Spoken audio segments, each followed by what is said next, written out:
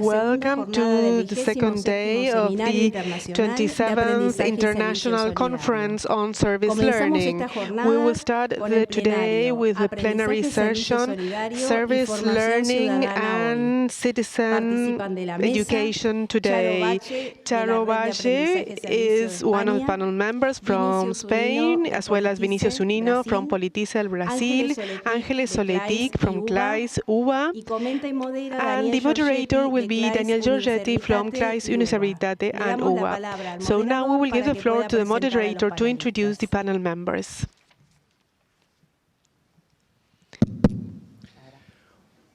Buenos días a todas y a todos. ¿Cómo están? Good morning. We will start the second day of this conference, as they have already mentioned. I'm Daniel Giorgetti.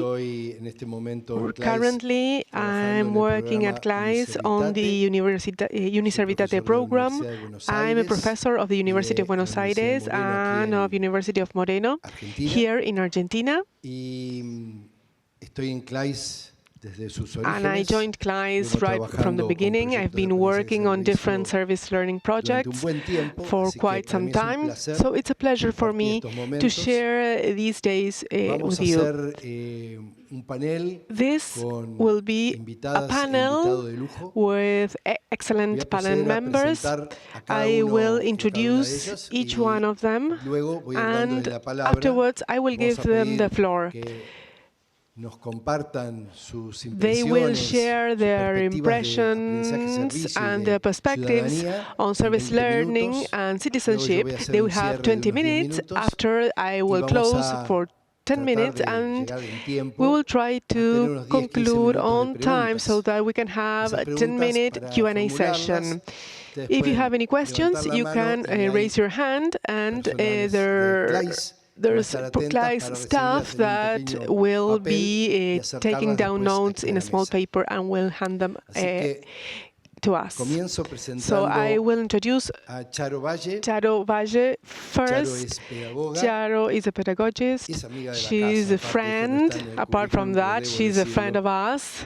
She's a dear friend. She's specialized in service learning. She's working in Spain. She has been an educator on entertainment. She has been a teacher of special education, a trainer of entertainers. She has worked in schools, in public administration, and in the associative movement in Spain. She's founder of the Spanish network on service learning, and she's part of the board.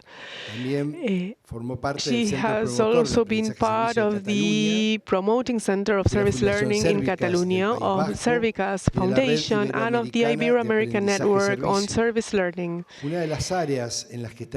She is working on territorial promotion and service learning based on the engagement of autonomous and local governments. And besides education, she is passionate about mountains, and of course, she travels whenever she can. Secondly, Vinicius will be presenting. He has a degree in electric production engineering at the Federal University of Santa Catalina in Brazil, and he's a specialist in public management by INSPER, Instituto de Ensino y Pesquisa. For 4 years, he has worked on the Movimiento Empresas Junior, and he became director of expansion at Santa Catalina. He also worked as a physics professor in pre-university courses in Florianopolis. He works at Police since 2018, and he spent 6 years at the Center of Leadership Training from the beginning, and right now he is the institutional manager of this institution. Next, Ángeles Soletic will be presenting. She's a professor of history, and she has a master's in e-learning, production, and management from Universidad Carlos III. She's a teacher at the School of Philosophy and Literature from University of Buenos Aires, Udesa Flaxo Anudelar in Uruguay. She's a training coordinator at CLAYSS. She's a research consultant, and she's a moderator of the Specialist Network on Public Policies, AIP UNESCO in Buenos Aires. She was a general director of the Center of Innovation in Technology and Pedagogy between 2016 and 2020, and she's a coordinator of the social sciences area, and her research work is related to social sciences in basic education and technologies-mediated teaching. She's a member of UBASIT, Inclusive Didactic Alternatives at middle school and higher education. She also is working on experimental practices in emergent technologies. Mateo is a great cooperator related to technical matters, so thanks to him, we will give the floor to Charo.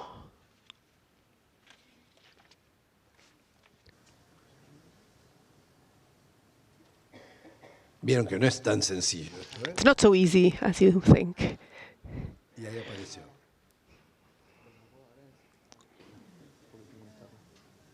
Bueno, vamos así. Ahí está.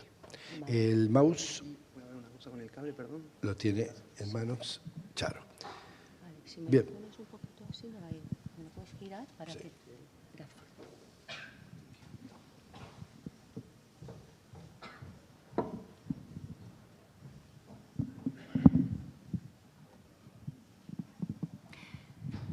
Buenos días.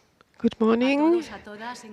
I'm really pleased to be here with you and with so dear friends, and also I'm really pleased to meet new people. Marisa, and myself make sure that we will go back to Spain with a bag full of experiences and reflections, and I'm sure that we will really make the most of it.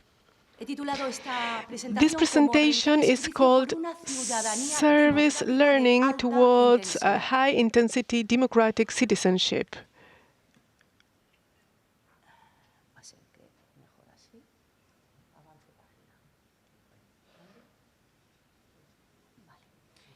No, prefiero hacerlo yo.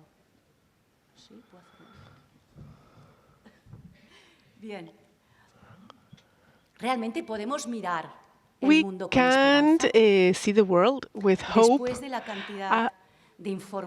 Considering all the information that we received yesterday in the morning with the different presentations, there is still room for hope. Some people believe there is. For example, this economist, Alfonso Cornella from Catalonia, he says that society and economy, even though they might seem so, they are affected by a very powerful change to move away from me, from myself, to focus on the conviction that what really matters is the collective aspect.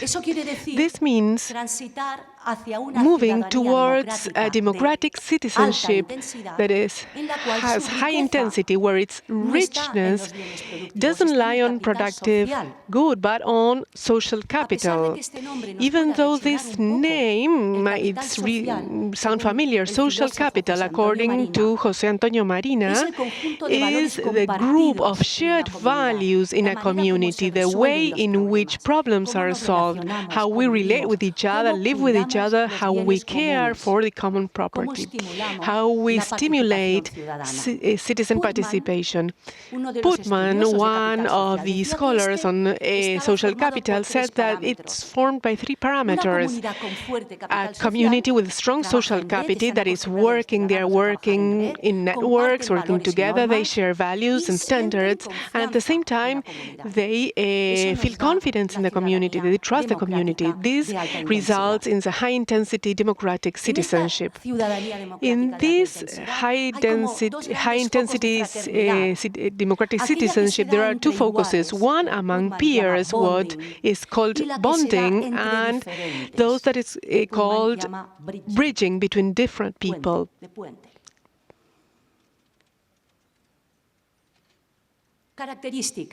What are its characteristics? This is a community that faces problems together, and especially they seek for solutions together. There is a high rate of participation, engagement, associative vitality. They take care of life, of the planet, of the community. The community is at the center. And somehow the community transforms citizenship into caring citizenship. What does service learning have to do with this? How can service learning contribute to a democratic citizenship? Because in service learning we share values, we work as a network, and we generate trust. These are the basic parameters of this high-intensity citizenship.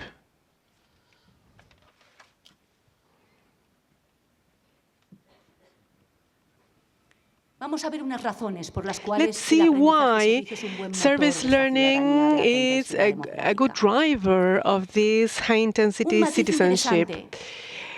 A very interesting aspect is that difficulties are considered as problems and not conflicts.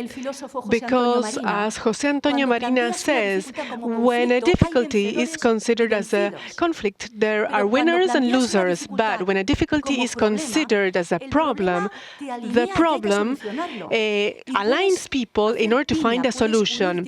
So you can get together with others with this, and the common enemy is the problem, not others. On the other hand, the skills of the population improve. They acquire skills to solve these adversities. Mutual knowledge is stimulating among the different actors that get together to solve problems, so trust is generated. There's an intensified feeling of satisfaction, of being part of a welcoming community. Self-esteem is boosted in those who participate. Participation and citizen engagement is stimulated, especially of girls, boys, and young people. All these images that I have shared are images of service learning projects where these parameters are really experienced with high intensity. Democracy is strengthened by placing civic commitment not as an accessory but as a core part of the education system. Let's remember Article 1, the first one of the Universal Declaration of Human Rights. All human beings are born free and equal, have equal dignity and rights, and we have reason and conscience, and we must behave fraternally with one another. This little girl that you can see in the picture is my granddaughter. My granddaughter will not survive in an evil world. Our grandchildren, our children won't be able to survive, but they will be marginalized, excluded, if the world is focused on individualism, on oneself. Therefore, girls, boys, and youth have the right to be educated in generosity in order to turn their society in high-intensity democracy. They have that right because they depend on that to survive. And as Eduardo Galeano was saying, without generosity, generosity, without fraternity, without responsibility towards others. Sorry, Leonardo Boff who said this, and not Eduardo Galeano. Life disappears. Thank you very much. Bueno, muy bien. Thank you, Charo, for your presentation. Now, I will have to find the next PowerPoint. But Mateo is very swiftly trying to help me. Of course, I can do it on my own, but this is a generational thing. It takes me longer. Mateo does it better.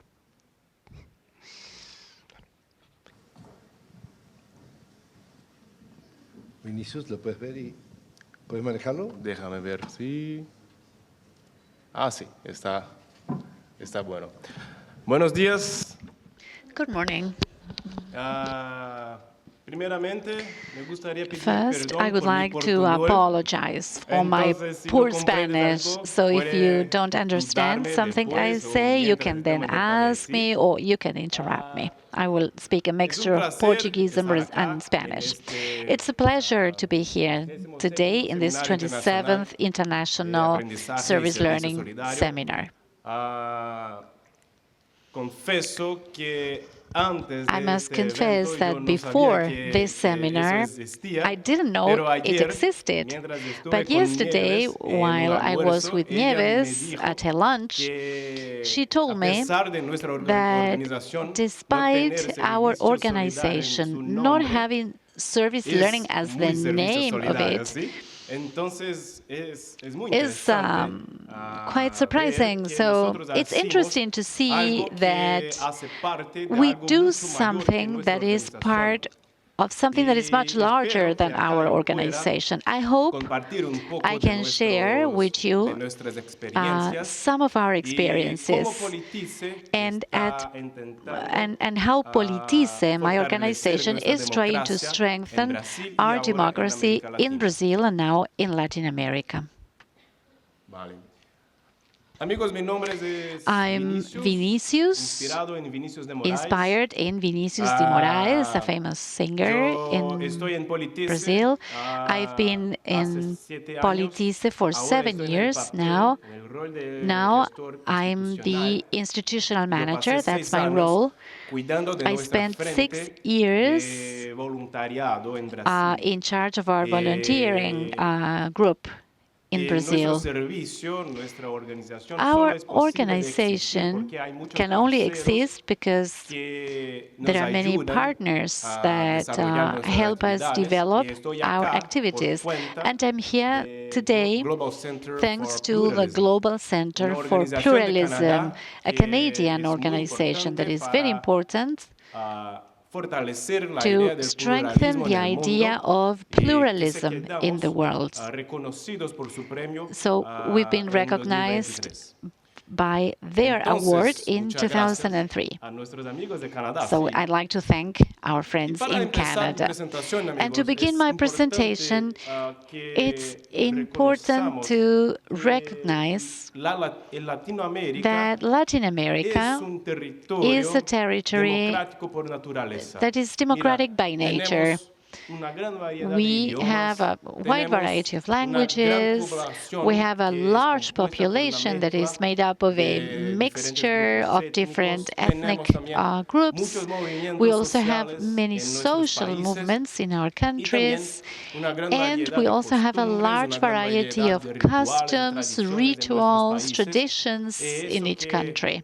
As a result, Latin America is a continent that is different from the rest of the world. We have very strong, unique characteristics.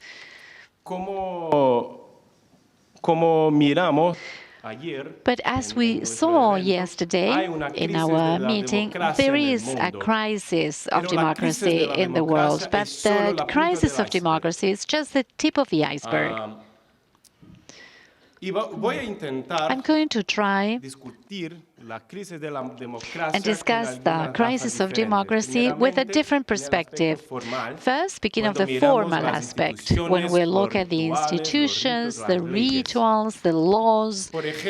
For instance, today in Latin America, we have 4 elected dictatorships, according to the Latino Barometer, and we have 20 presidents in history that did not complete their term because of coup d'etats, because of a dictatorship coming. And we also have 22 presidents that were convicted or accused of corruption in their country. So democracy in Latin America is not directly related to peace. It's not a very healthy relationship. But it is important when we speak of democracy, it's important to speak of the informal democracy that is made up of the people. And again, according to this Latino Barometer, we can see that 48% of Latin Americans support democracy. But 69% of those are not satisfied with democracy. And almost 30% of our people are just indifferent to the political regime that they may have. They don't care about it. But more than a crisis of democracy, it's important to understand that democracy has confidence as a component. Inspired in the presentation by Charo, by Rosa, we think that confidence is part of the social capital. And if we look at the data, we will see that the crisis is mainly a crisis of confidence, although 25% trust in the judiciary, 20% trust in Congress, 30% trust in the political parties, and only 9% of Latin Americans trust in people. That is, only 9 out of 100 people trust in one another. And if we can zoom in Brazil, that is our country, the country of our organization, we can see that confidence data is even worse than in Latin America. Brazil is the country with the worst interpersonal confidence in the world. 5% of Brazilians trust in the others. So we see that democracy is not doing well today, neither in their formal or their informal aspects. So we should ask ourselves, why are we experiencing this situation? And for that, I'm going to share some situations that happened in Brazil in the past for us to think of the future. I'm going to mention 6 moments to share with you. First, since 1964 until 1985, we had a military regime, and we spent a long time without being part of politics in Brazil. Then, 1985, or between 1985 and 1988, we had the end of the military regime in Brazil, and we started to want to be part of Brazilian politics. Until in 1990, we had our first elections. That's a long time ago. But in 1992, we had the first impeachment in Latin America. When Collor, the president,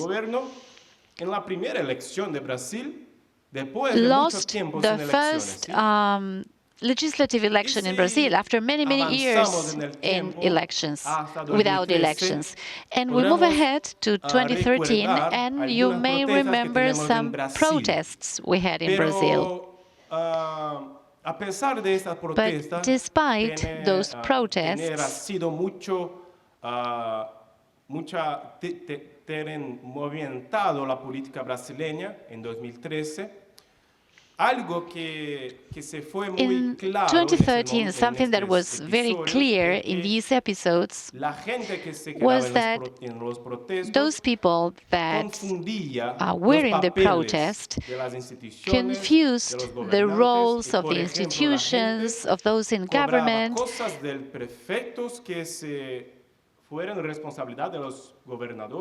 So people blamed the local governments for things that were actually the responsibility of the national government. So this lack of civic education became very clear in 2013. Until in 2016, we had the impeachment of Dilma Rousseff, another president. But more than the impeachment, it's important to highlight the political polarization. This is Brazilian Congress. Here we have the left, those that support in red, those that support the government of Dilma Rousseff. Yellow,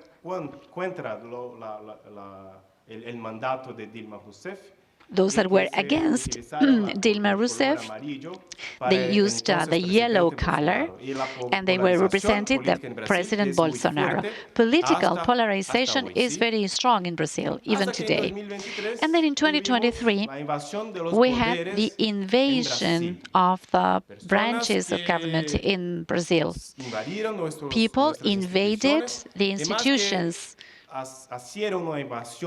And apart from this invasion, we realized in Brazil that we as Brazilians do not all share the same values, and that reduces social capital.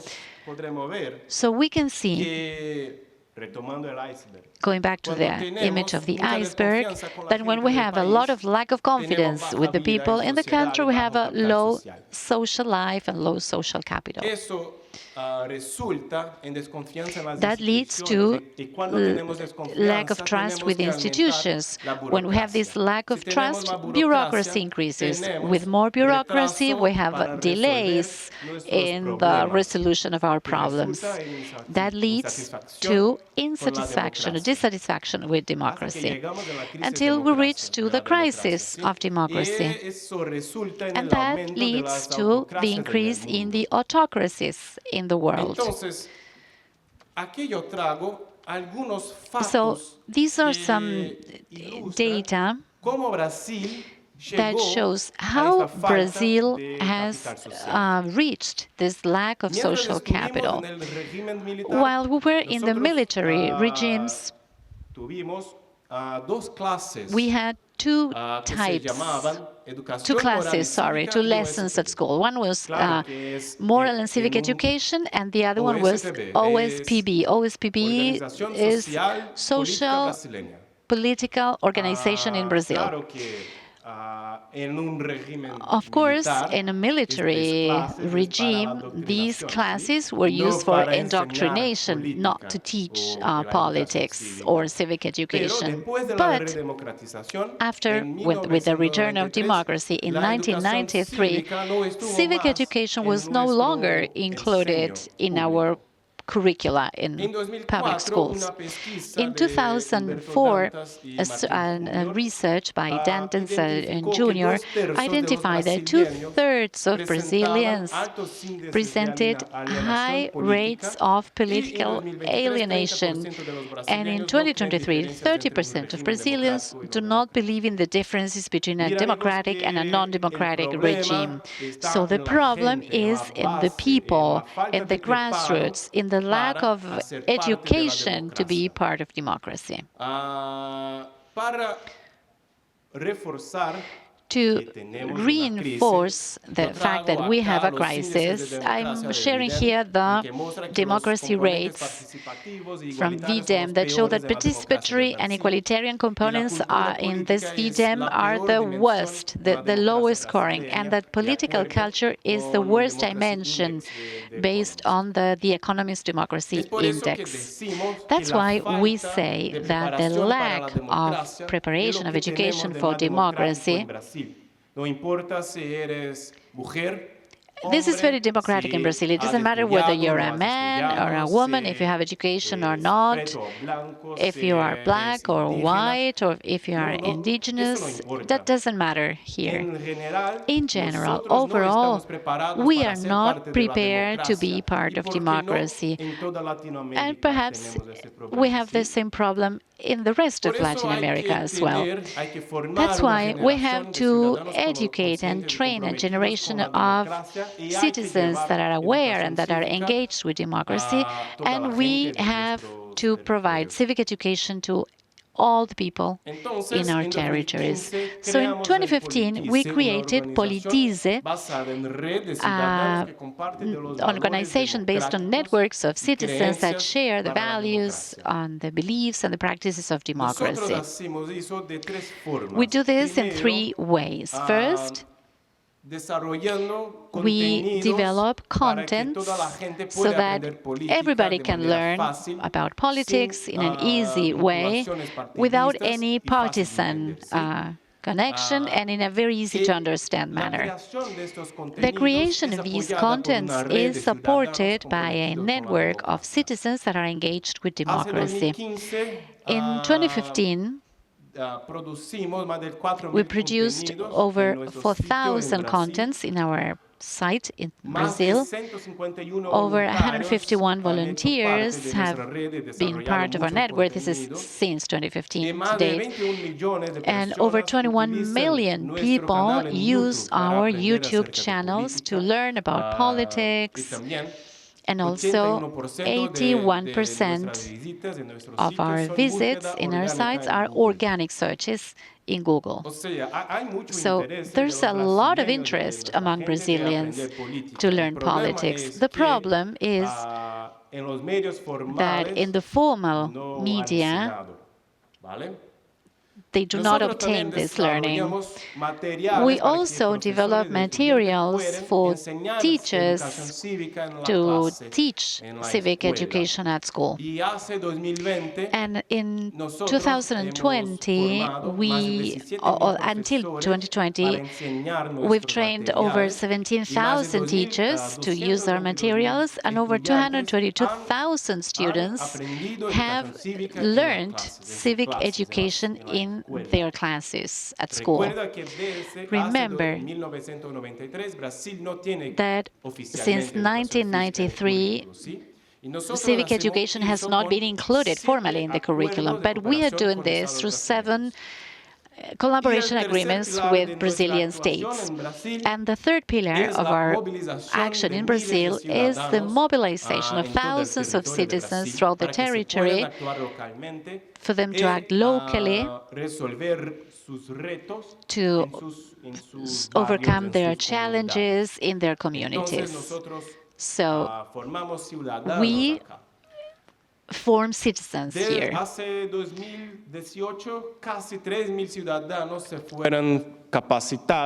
Since 2018, almost 3,000 citizens have been trained, and these citizens have conducted workshops in their own communities.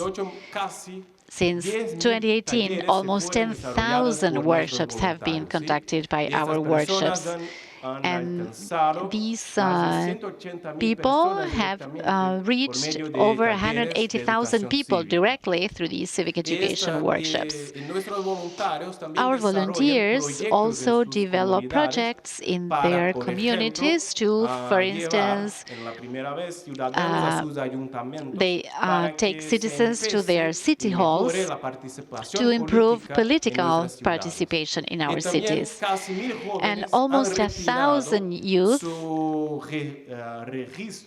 have obtained their register to vote in Brazil. We have a long history. This is not just numbers. For instance, Asafe, our volunteer in Sao Paulo, has been a trainee at the ministry of at the General Attorney's Office in Brazil, and while he was a trainee there, he mediated in a conflict with service users. He was invited, he used the type of communication we teach in our courses to mediate in the conflict. And for instance, Milena here, she reestablished relationship with her sister because she learned how to discuss politics in a more healthy way.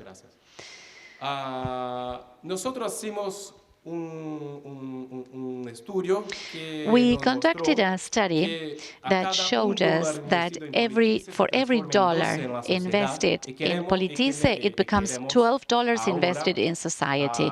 So now we want to expand our actions to the rest of Latin America and improve our democracies. This year, we started our expansion in Latin America. You can use that QR code to visit all our links, but we've also launched our site in Mexico, Argentina, and Colombia. And you can be part with many other organizations that are part of our work, so we can expand our action in Latin America. And you can help us by developing content, by disseminating our content, or also just by adapting content that we already have in Brazil. And finally, after this presentation, I hope I've been clear that service learning and civic education are closely related, that it is possible to use our tools to feed our social capital and strengthen our democracies. I'm at your disposal. Thank you so much for this time. Thank you.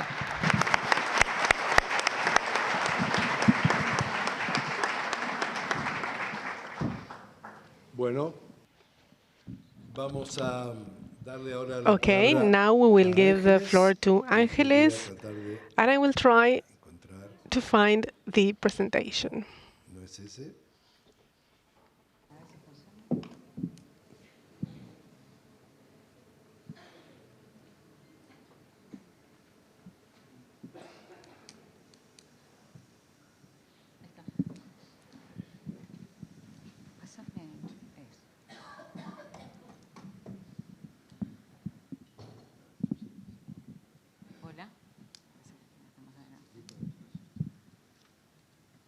Déjalo. Sí, porque empiezo por ahí. A ver, por aquí. Intento ir.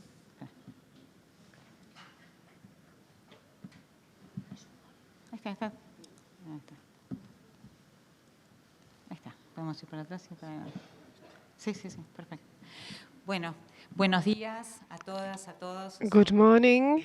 It is a great pleasure for me to be here on this side.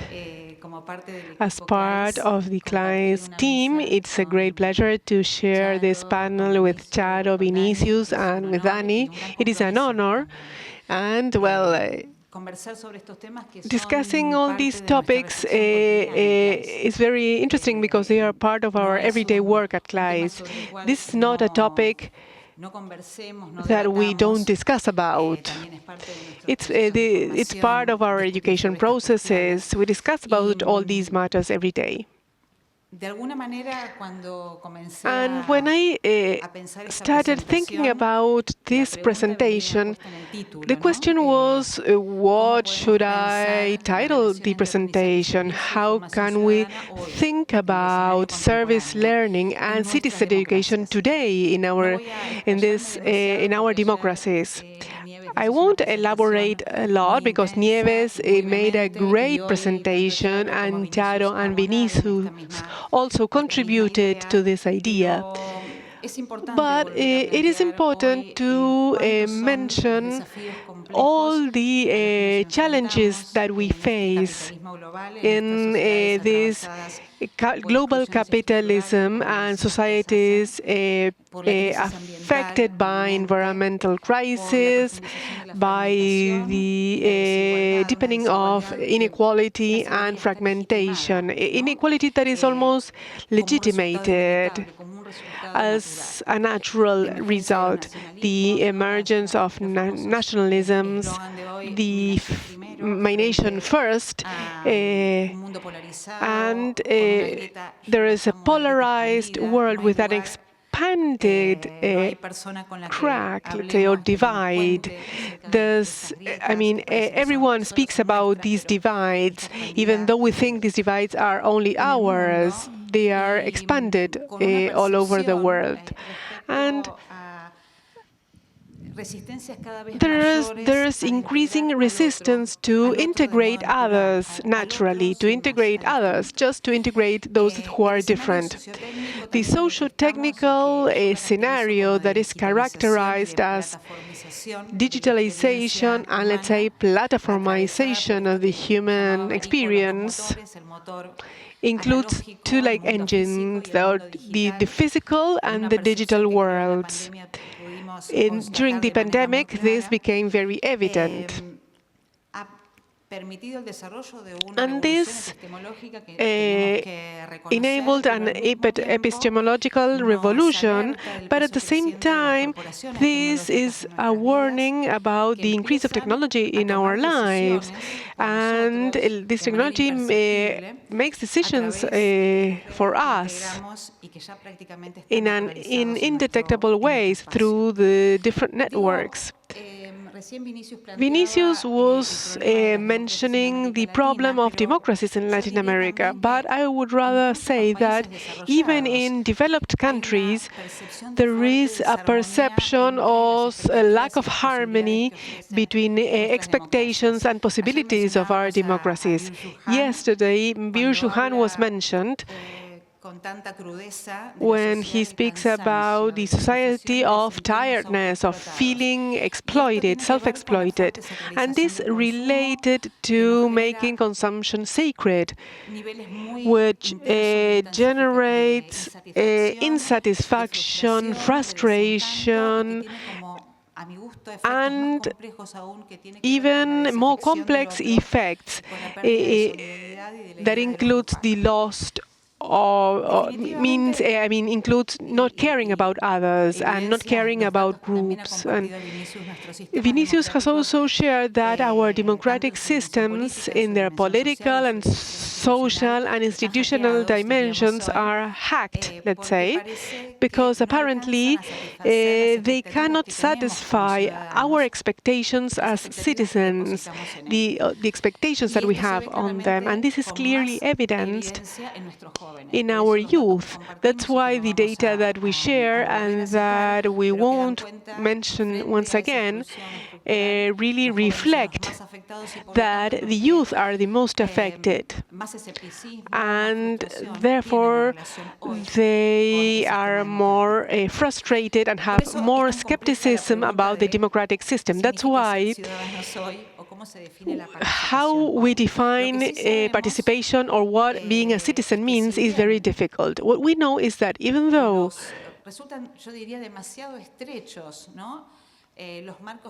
theoretical frameworks are very narrow, we also know that we have to intensify the way in which we are citizens. We have to strengthen democratic systems. We all agree that that's the direction that we have to take. The idea is to think about service learning, of course. So, paso por acá.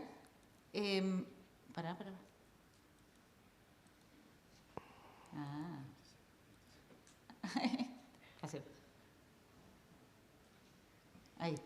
Quería traerles para en este que trató de ser breve. I wanted to share three experiences, three stories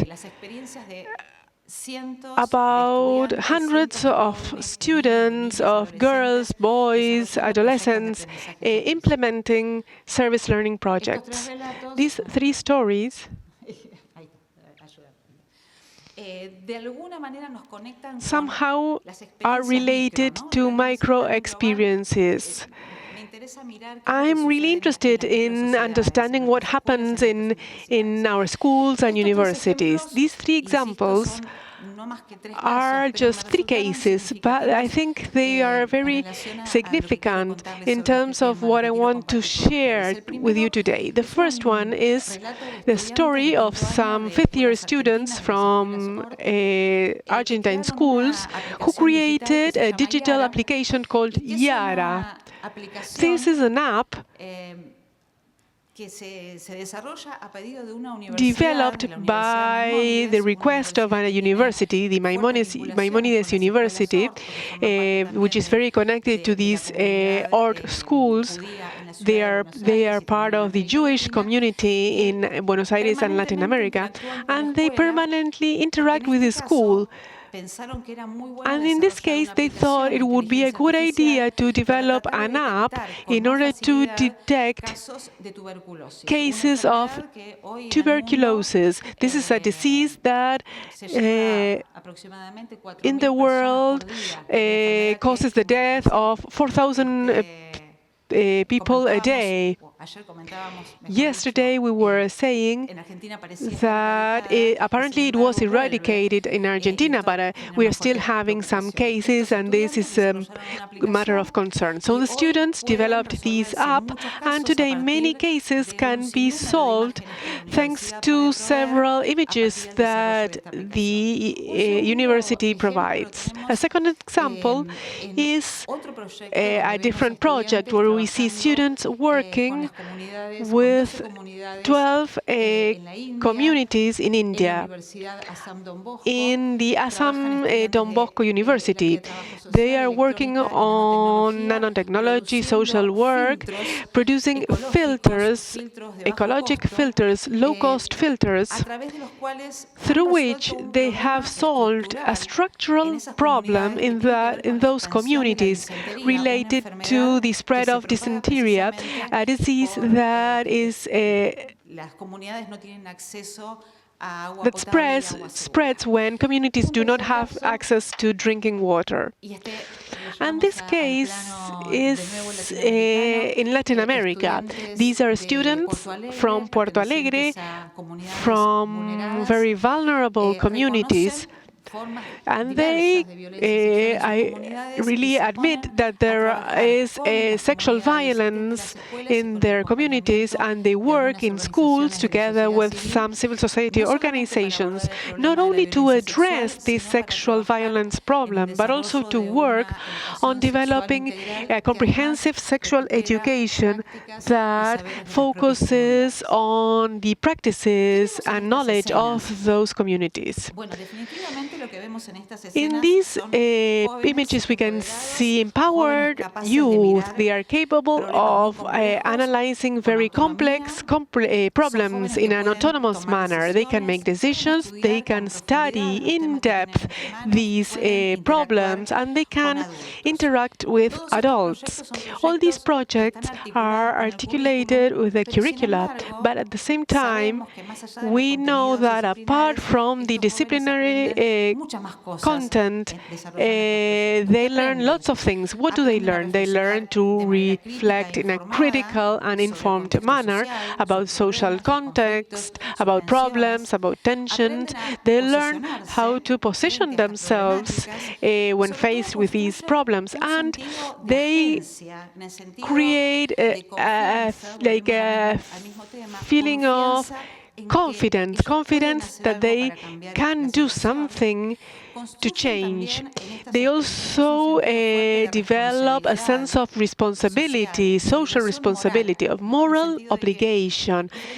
When faced with these problems, they feel that they cannot be indifferent, that we need to move forward and we have to go beyond reflection. And also, they develop collaboration because they can recognize that others need them and they recognize that they need others in order to offer concrete responses to their problems. These experiences are not implemented in an isolated manner. They have to be analyzed collectively. And finally, the youth learn other ways of participating, ways that are alternative to formal democracy. These are some of the testimonies of the youth. They say, we can offer a service that you created with an effort and you make life simpler to others. That feels really good. Another one says, I want to keep on studying technology in order to develop products that can help my community. I started thinking that I could do something in order to modify the reality. Another girl says, we want to make a difference in the life of the women in the community, especially of the girls. Sexual education is a right of everyone. Another example, I won't quote all of them, says, it's not just a project corrected by professor, it's doing something useful for others. So they feel satisfied, they feel that they have accomplished something because they were able to overcome that tension between reflection and action. They say that they want to keep on learning. This is really interesting. Knowledge empowers them. They can make more sophisticated and efficient interventions.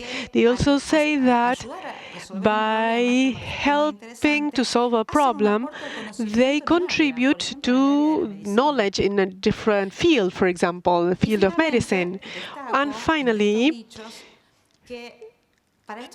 for these students, the real learnings are not evaluated in an exam, in paper and pencil, but they are evaluated through the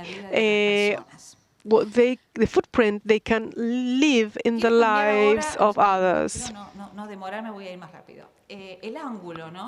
Now I want to change the perspective, because when we see students or youth like Vinicius, we say, oh, they have great values, they are wonderful, but I want to think about this from a different perspective.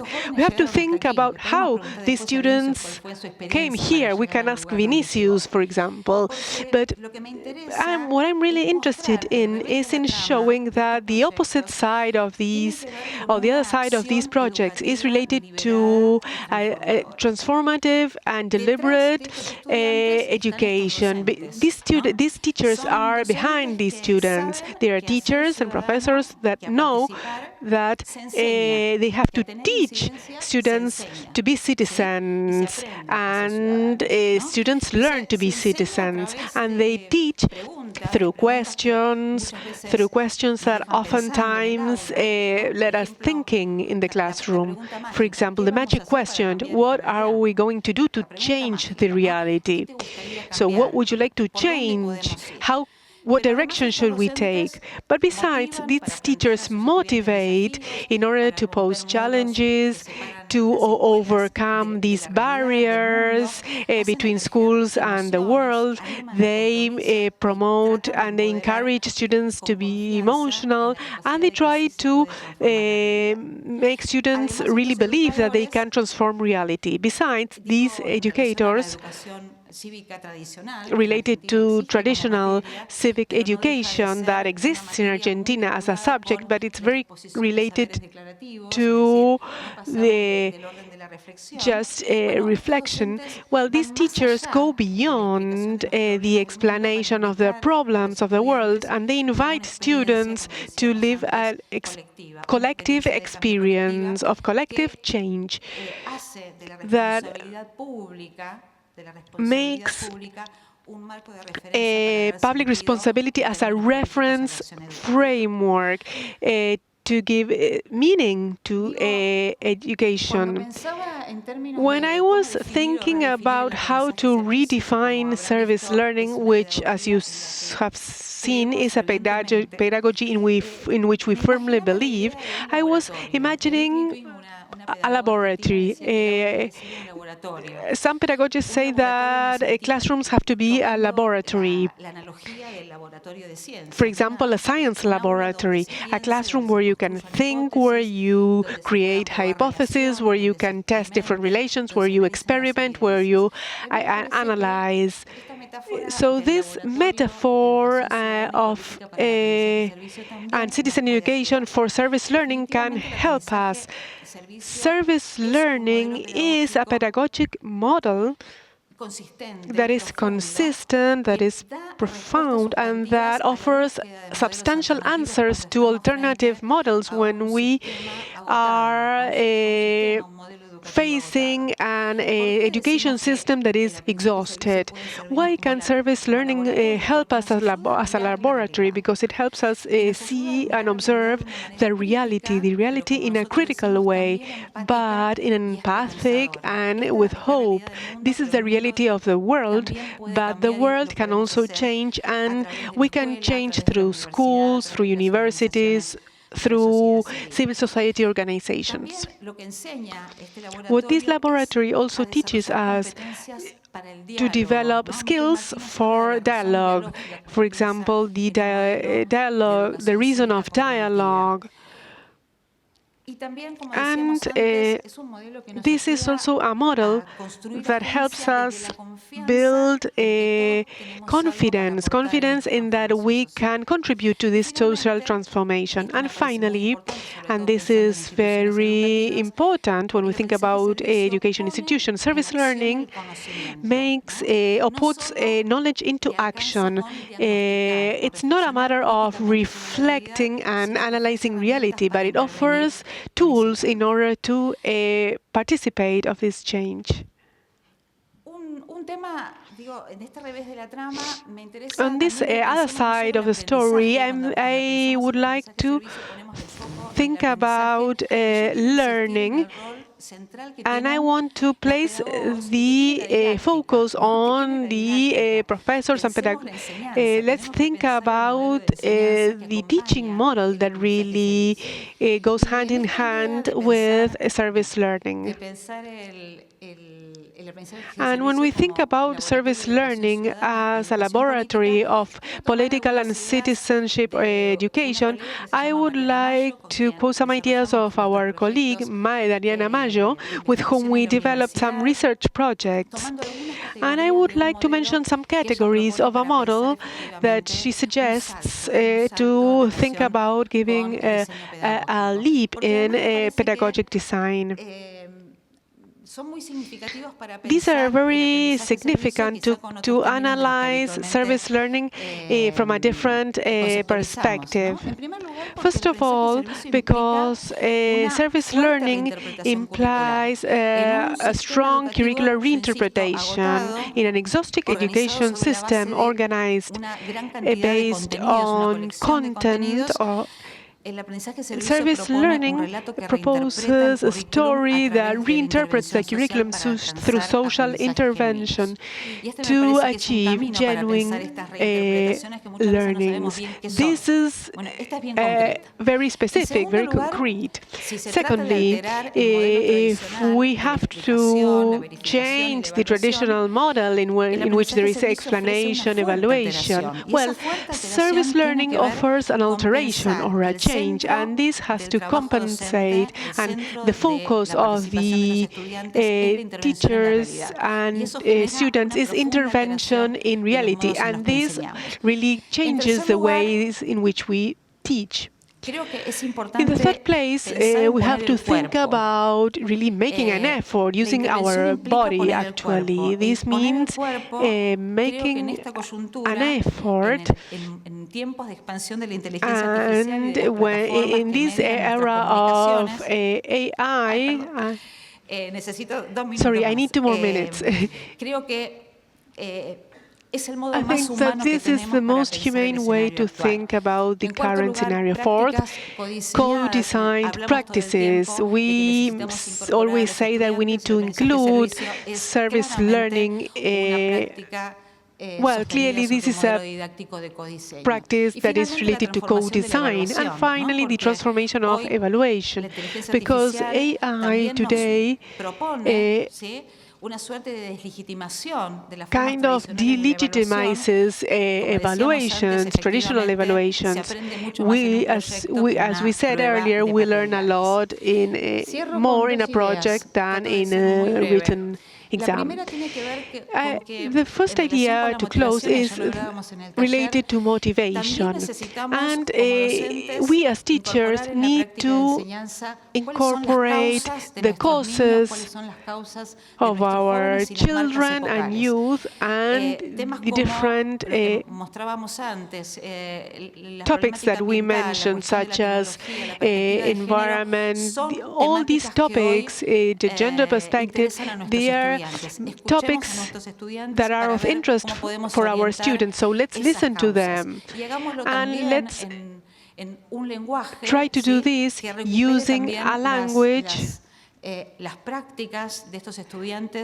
that is used by students in the digital environments.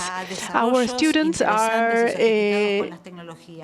making interesting projects with technologies, so let's try to use them for projects that can help us work in the community. And finally, I would like to mention what Nieves was saying. This is part of our permanent dialogue at CLAYSS. Today, we cannot think about a hyper-technological scenario without considering the connection of citizen education with technological and scientific literacy. In the city of Buenos Aires, right now, there's a demonstration of researchers who are claiming for science. They want science not to disappear. So because they have smaller and smaller budgets. So we need this to be included in the agenda. And if we think about citizens who are technological and scientifically literate, well, this is the response that we can give as a result to the post-truth. So these competencies to interact with digital environments are non-digital competencies. These are competencies related to knowing topics in depth, to solving problems, to conceptualization. We need to strengthen these competencies that are non-digital in a digital scenario. And to conclude, sorry, I'm speaking too much. While I was preparing this talk, I remember that Garner was talking about the 5 minds of the future, the synthetic, disciplinary, respectful mind, the ethical mind, and I would also like to add the idea of a caring mind, because it is not enough to have an ethical mind, to understand problems abstractly. We need to have a mind that takes thoughts to action, and this is related to thinking about solidarity. And I would like to quote, and I insist on you, I insist that you read this material and this publication. And I would like to quote this phrase by Puig Rovira, who was also quoted yesterday.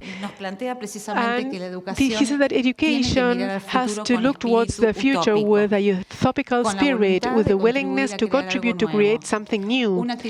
An attitude that implies not being satisfied only with criticism, but also cultivating hope and engagement and doing them together. Thank you.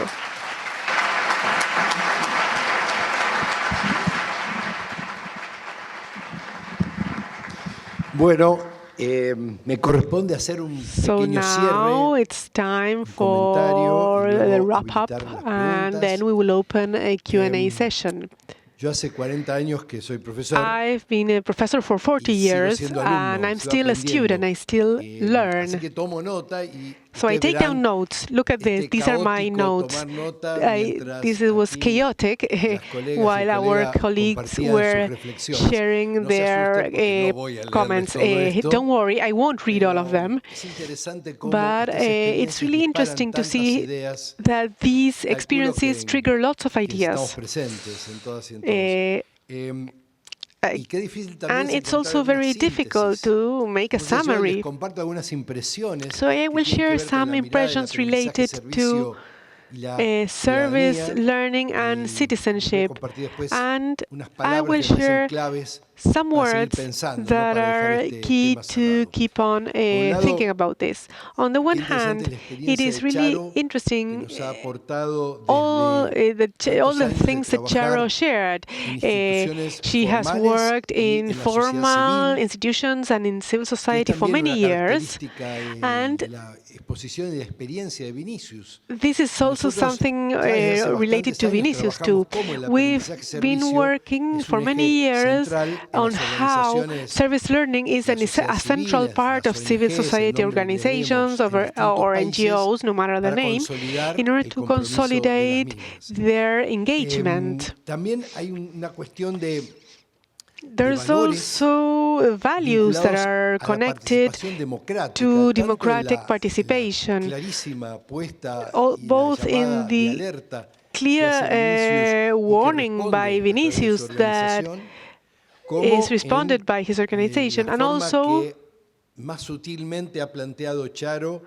by the way Charo mentioned, which is democratic citizenship. This is something very related to service learning. On the other hand, all the technological aspects were mentioned by Ángeles, and was also mentioned by the resources used by Vinicius. I've known Charo for many years. I have read her blogs, so she also uses, of course, technology. And undoubtedly, this is somehow a response, because these plenaries have some kind of continuity. There were some comments made by Nieves. And when we attend these seminars, we know that there's like a general presentation, and then there are things related to what is actually happening. There's fake news, and there's the post-truth. And all these somehow respond by these service learning experiences, are responded by these service learning experiences by Politsei and by Charo's presentation. So, in what way are service learning and citizenship related? Well, they are very related, and there are many responses to these. The rights in general, for example, the right to be educated with a political conscience, the right to learn from practice, something that is very useful and that makes our learnings meaningful. So this is a very interesting response at a time where there is no consensus, and both Nieves and Vinicius mentioned the Latin barometer. Last year, I I was present at some evaluations of the social schools of the UBA, and there were similar conclusions. So this seems to be a core. So I was thinking of 6 words to summarize these impressions and to keep thinking about them. The first one is concreteness, because when we go to these experiences, service learning experiences that you observe, they are so clear to see what happens with the kids and the teenagers. It's so forceful. The other word is engagement, commitment, because there is an engagement from these kids and youth, and there's also a commitment from teachers, partner organizations in the community work, and also the leadership of the school. And this is a process that in the past years has strengthened how to institutionalize service learning from the engagement of the leadership at the schools. So engagement or commitment is another key word. A third word is subjectivity. And I mention this because we ask ourselves, how do these children build this critical, engaged subjectivity? As we were seeing yesterday, reality can be transformed, and these experiences show that. And as Freire said, these are people that are going to change the world. We're educating people that are going to change the world. That has to do with an active, engaged subjectivity. And the fourth word is politics. And we shouldn't be afraid of assuming that a general sense of politics, well, service learning practices have an impact on that, on politics understood as the common good, as solidarity. Sometimes that's why it's so difficult to use this in individualistic contexts that are just worried about the financial aspects. It's a different logic. And it's important for us to understand that everything is political in the generic way. And I mean, it has been like this for 40 years in social science. The fifth word is responsibility. That is related to the other words, but there's a responsibility when we are in charge of a service learning project. It's a responsibility when we are responsible for the children and we work with them to create projects.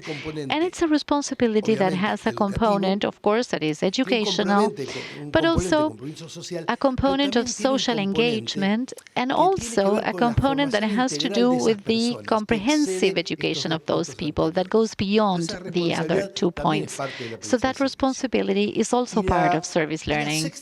And the sixth word, I don't want this to sound like cliché, but it has something to do with love.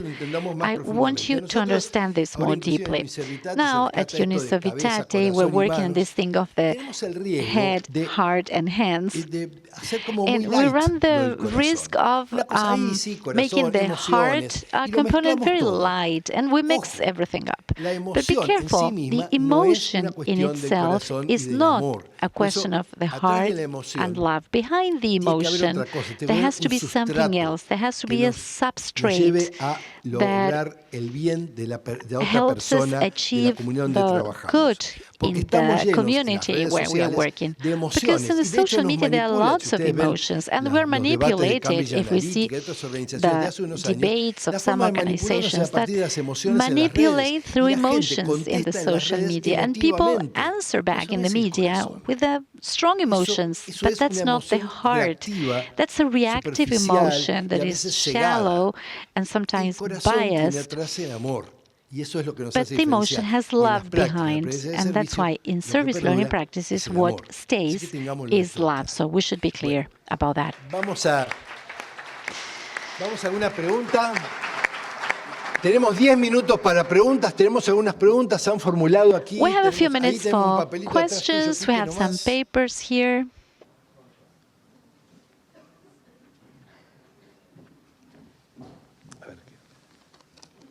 Qué chiquito que está escrito esto, que yo tengo que poner los otros anteojos.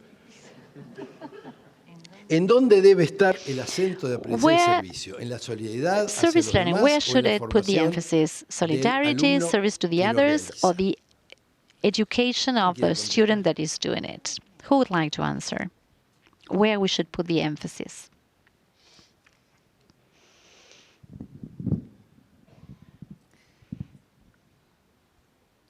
A ver, perdón. Acá no se trata de pensar si hay This is not algún about aspecto que thinking está por whether encima del there's otro, an aspect ¿no? that Es is decir, more important than the other. precisamente, Precisely, if there's something that characterizes service learning is its integrality. And this metaphor of head, heart, and hands reveals that interaction precisely, where intelligence is at stake, reasoning, emotion, feelings, the will, and action. I mean, we shouldn't think that we are prioritizing one aspect over the other. That's the first thing that I can say. The accent is on that jointness of these different variables, where it's not more important to educate the head of the knowledge, but the knowledge is essential to develop a quality service learning. But if we only have that knowledge, we cannot generate an empathetic relationship with the others. We cannot listen to what they need. We cannot learn from them. So the knowledge we have is not useful. We can also think of a sustained action, but if that action has no knowledge, then it's an action that very often generates frustration because I do not respond to the complexity of the challenge. So I insist that we have to think not that some aspects are more important than the others, but a more comprehensive approach to articulate the different dimensions in a single methodology or pedagogy in this case. I don't know if I have answered the question. Yeah, let's go to another question that is for Vinicius. The question is, I would like to know more about the operation of Politice, how it's funded, how you work there, and how do you maintain this non-partisan logic? Good questions. I'm going to try and answer them very briefly. The funding of all the civil society organizations come from grants or donations from individuals, from businesses. At Politice, it's the same. But a big challenge we have in Brazil is the lack of companies that are willing to help the cause of civic education or the strengthening of democracy. So that's a big challenge. Currently, we have much more support from foundations that offer grants. And they organize these public calls where we propose projects to obtain their funding.